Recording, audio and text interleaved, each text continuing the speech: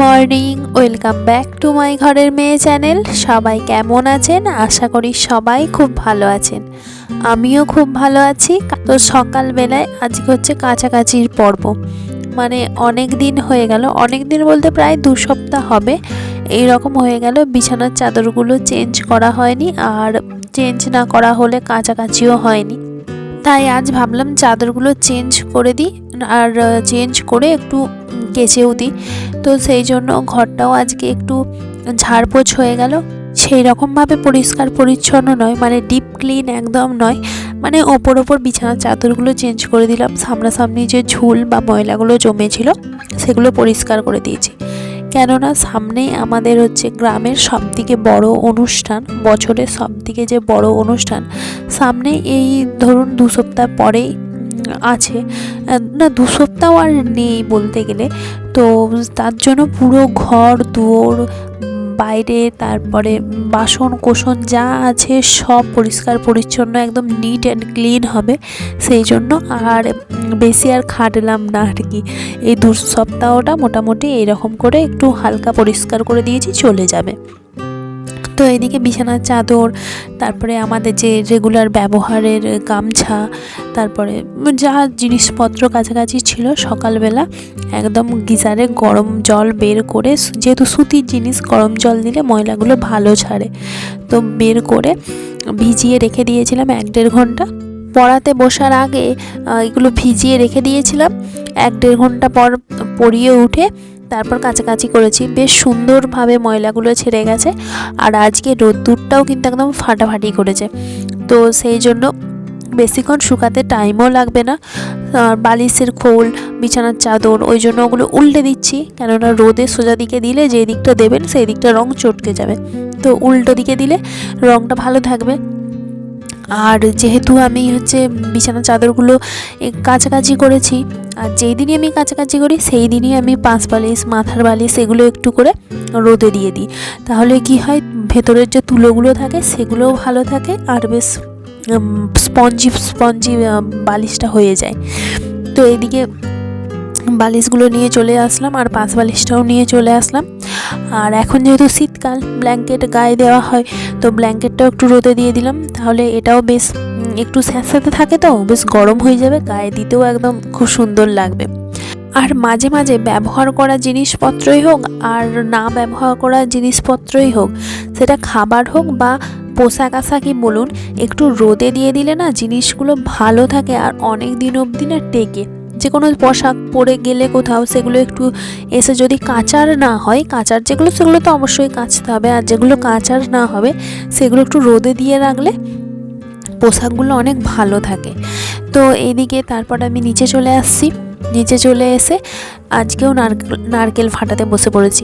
নারকেল ফাটানোর দায়িত্বটা অন্যদিন বাবার কাছে থাকে, আজকে আমার কাছে এসছে, কেননা বাবা আজকে কাজে গেছে, সেই জন্য নারকেলগুলো ফাটানোর দায়িত্ব আজকে আমার উপরেই পড়েছে। আজকে আবারও পিঠে হবে। বাঙালিদের তো মানে পৌষ পার্বণ বলে আলাদা কিছু হয় না, আর আমাদের বাড়িতে বেশ ঘন ঘনই অনেকবার পিঠে হয়ে গেল। আজকে পিঠে হওয়ার কারণটা হচ্ছে, যেদিন হচ্ছে বাউনি গেল, মানে হচ্ছে পার্বণ গিয়েছিল, সেই দিন আপনাদের দাদাভাই বাড়িতে থাকেনি, ওর অফিস ছুটি থাকেনি, সেই জন্য আজ হচ্ছে শনিবার, ও রাত নাগাদ বাড়িতে ঢুকবে, সেই জন্য আজকে পিঠে করা হবে। আর রবিবার দিন সারাদিন বাড়িতে থাকবে, তাহলে পিঠেও খাওয়া যাবে। তো সকালবেলা এইদিকে আমার সব কাছাকাছি মোটামুটি সারা হয়ে যাবার পর এদিকে নারকেল ভেঙে নিচ্ছিলাম।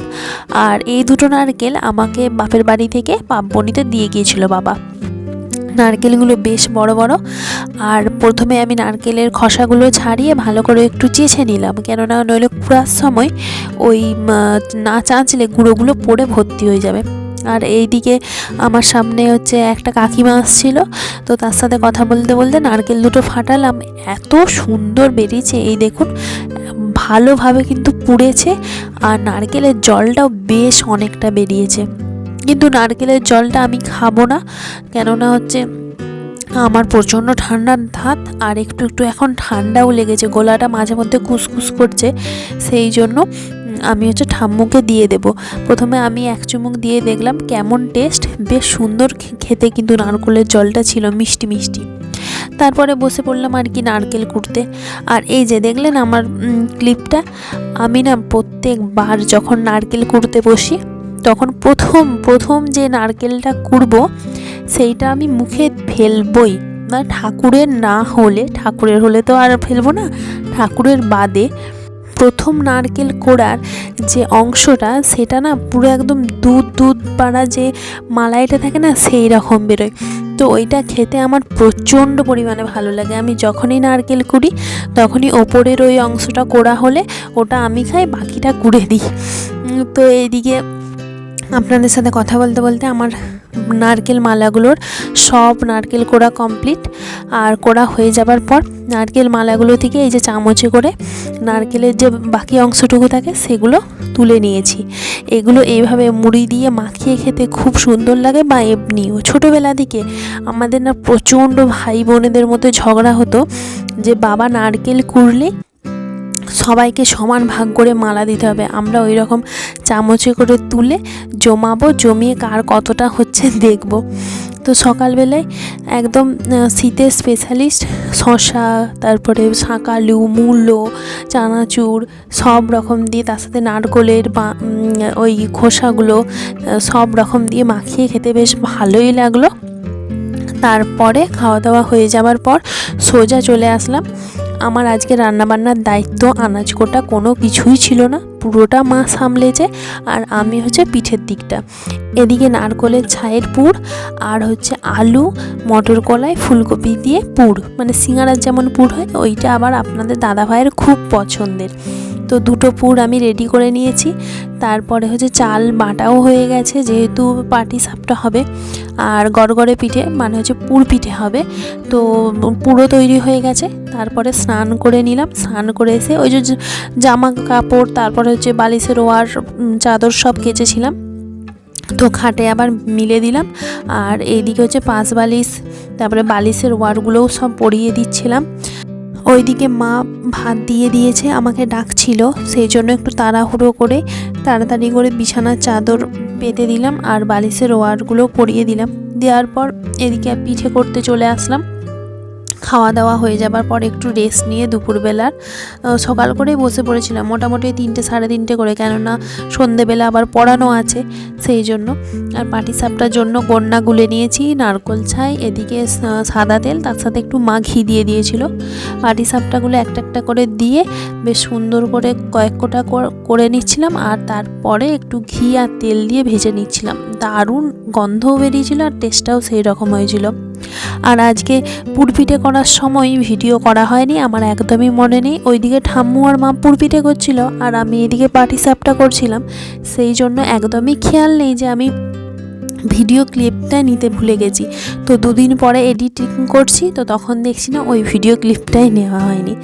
তো কি আর করা যাবে, এখন তো আর করা সম্ভব নয়। তারপরে আর কি সন্ধ্যেবেলা পড়ানো হলো, হয়ে রাত্রেবেলা নানা রকম পিঠে খাওয়া দাওয়া করে লম্বা একটা ঘুম, পরের দিন সকাল আবার। তো চলুন আজকের ব্লগটা এখানেই শেষ করলাম। ভালো লাগলে অবশ্যই লাইক, কমেন্ট, শেয়ার করবেন এবং চ্যানেলটি সাবস্ক্রাইব